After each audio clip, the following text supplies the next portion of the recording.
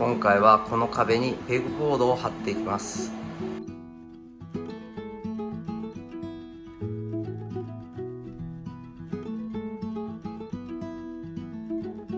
これがペグボードです。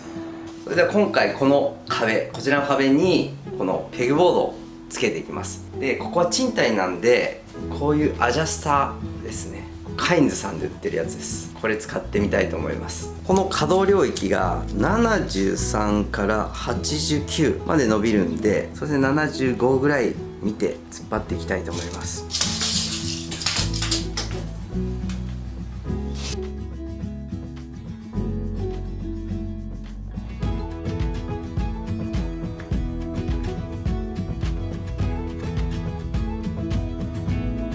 この伸びしろだけ1センチカットして切ります。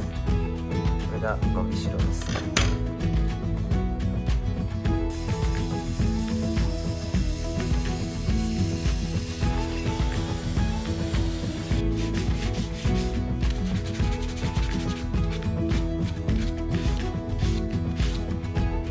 1本柱が切れたんで、このアジャスターが上で、この下敷きみたいなスポンジがついてるんですけど、これが足元に入ってきますね。こういう感じで。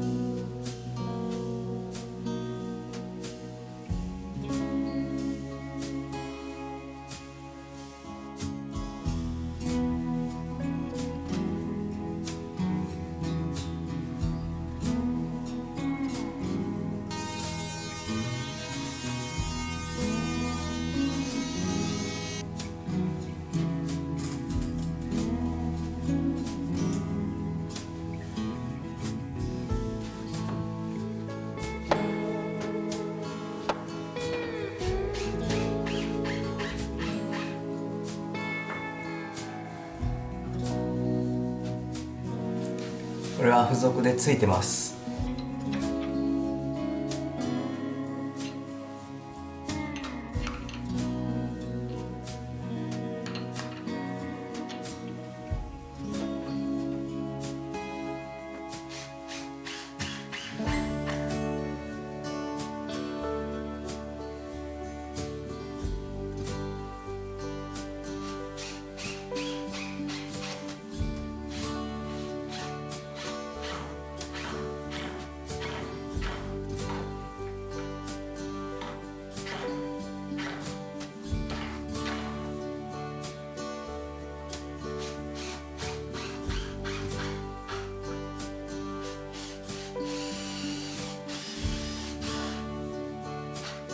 こう真ん中のところがどうしても弱いので、このね支え入れてみました。後ろ側にこれでもねこう仕込んでます。